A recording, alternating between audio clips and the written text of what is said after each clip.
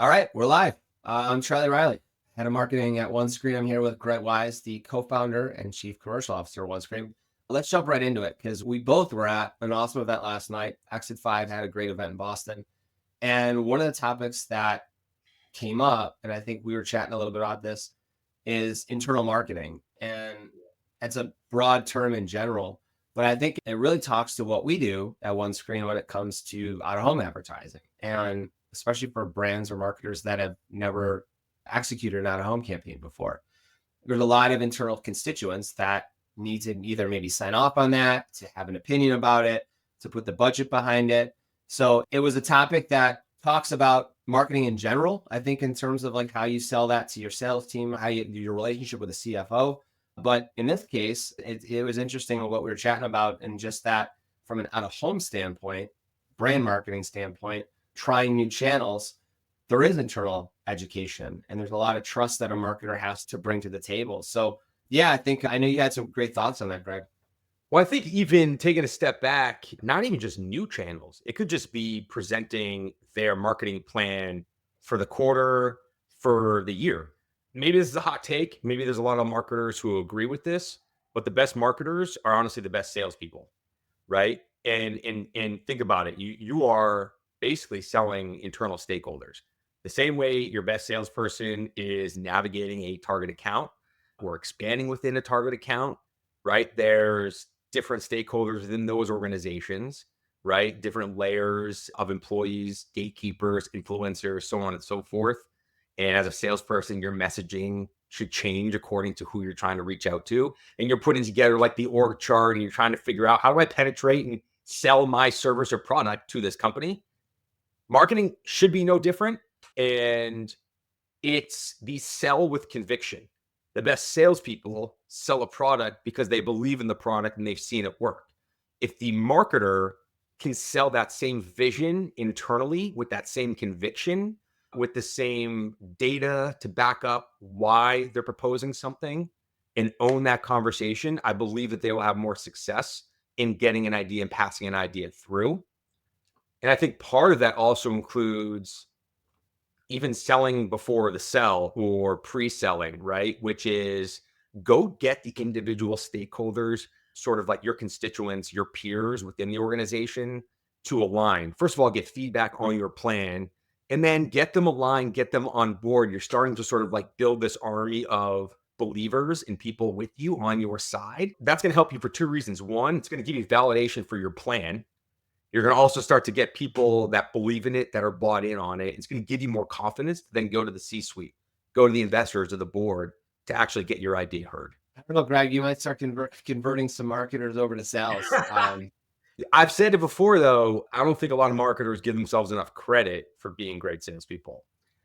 I've been very fortunate in my career to have been able to lead sales teams, and I will be the first to admit how difficult sales. I know there's always this, church and state between sales and marketing. Sales is hard. Marketing's hard.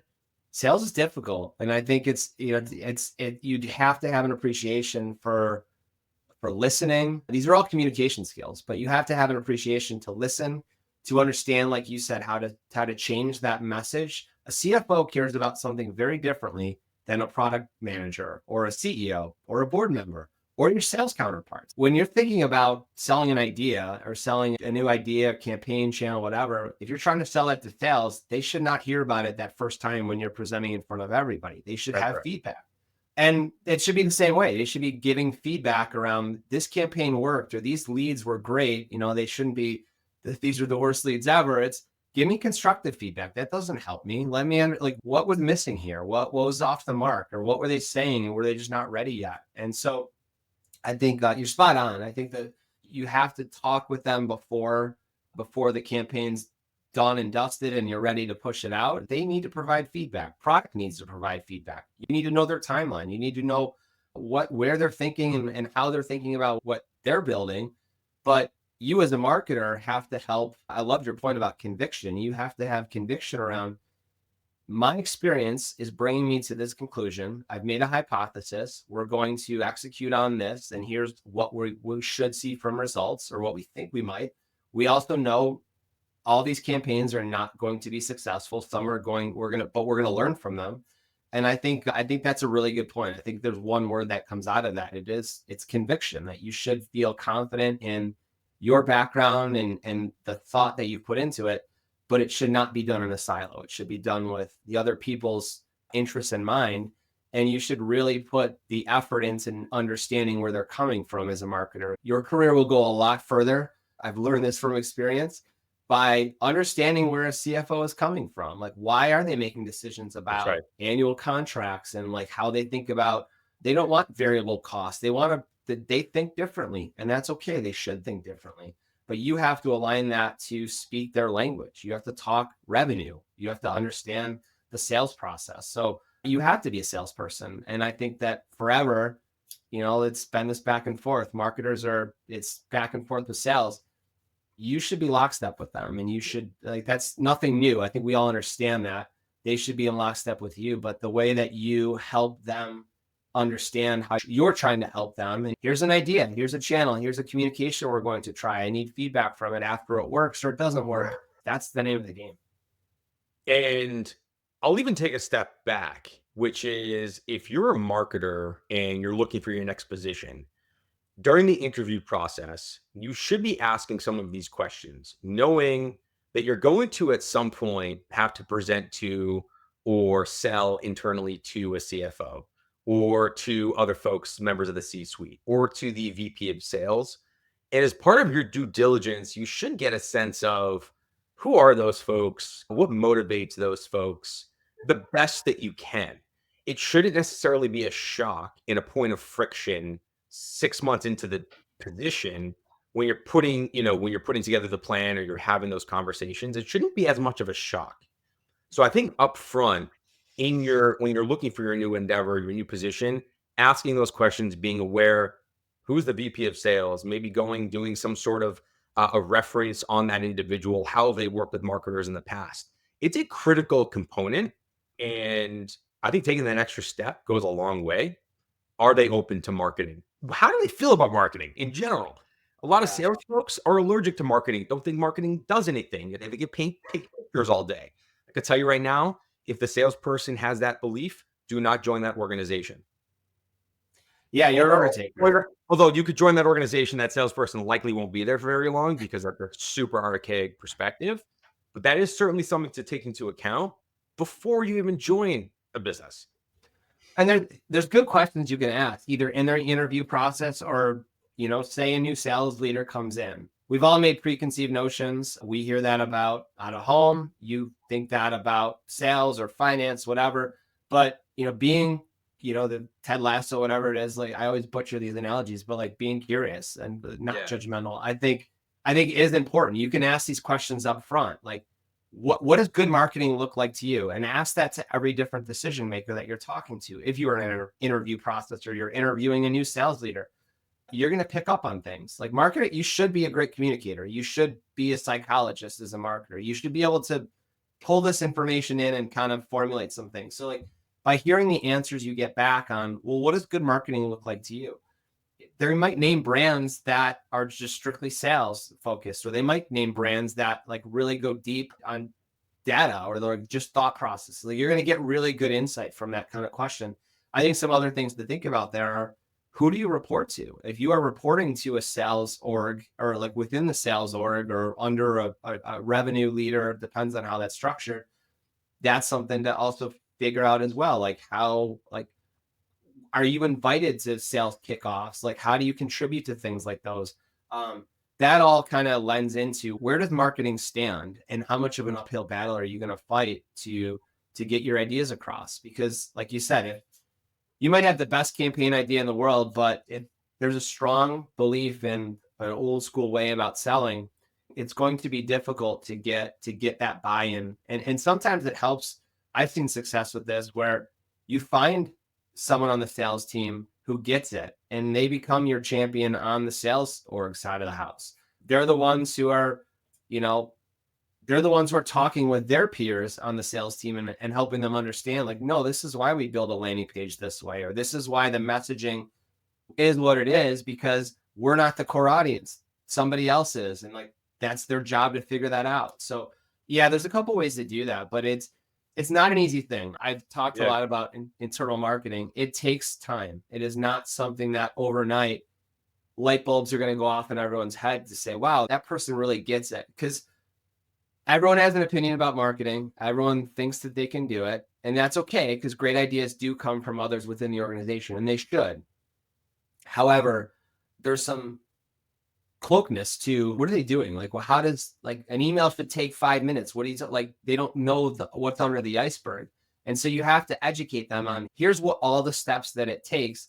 They shouldn't know that they don't need to know all the tactical pieces to it, but they should know the framework of how you're thinking about building a campaign, building an ad, whatever that might be, so that they see that there's depth to that and that they understand how you think about a problem that correlates to one of their problems. It's not just I'm thinking in a vacuum.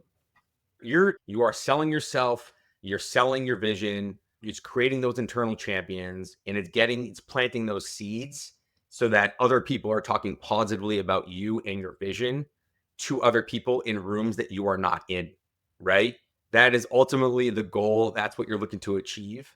I'll say one other thing as a piece of feedback and advice, which is coming from someone who spends a lot of time in sales, working closely with marketing, now obviously being a founder, seeing everything sort of work together, transparency.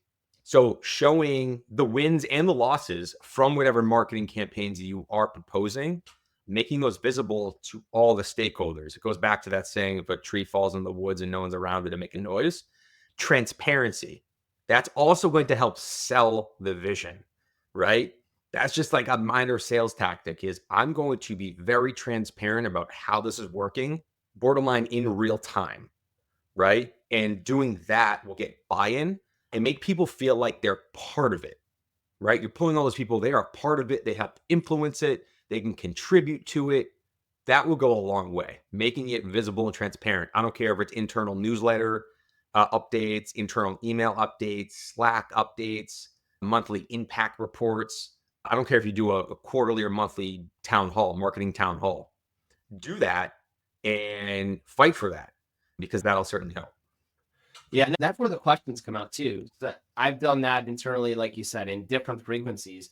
When COVID hit, the organization I worked for, we were a remote company and we were forced to be a remote company. And we created this daily newsletter, what we know now, because no one knew what was going on in the world, Correct. let alone our company.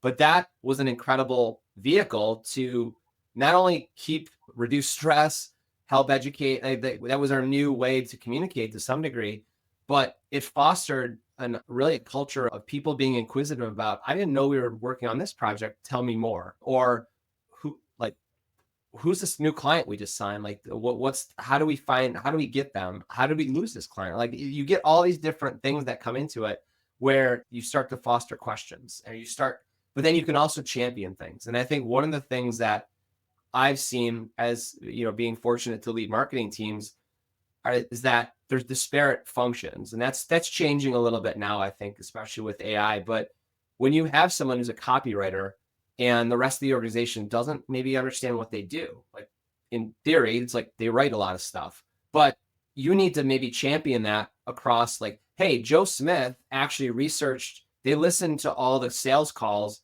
He picked up on a few things that someone said, weave that into our copy, and we've seen a 5% lift there.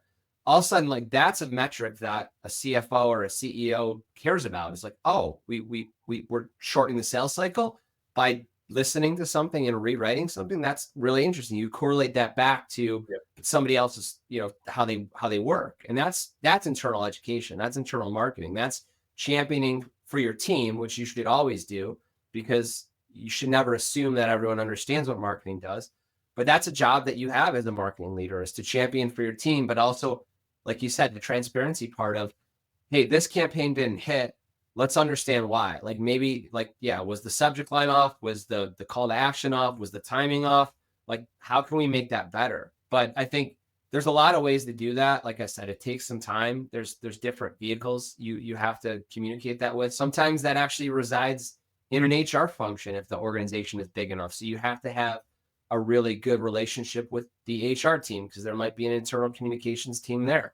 that could be your champion. But yeah, I thought it was really interesting to hear some of the panelists talk last night about selling to the board, selling to your CFO, selling to your CEO.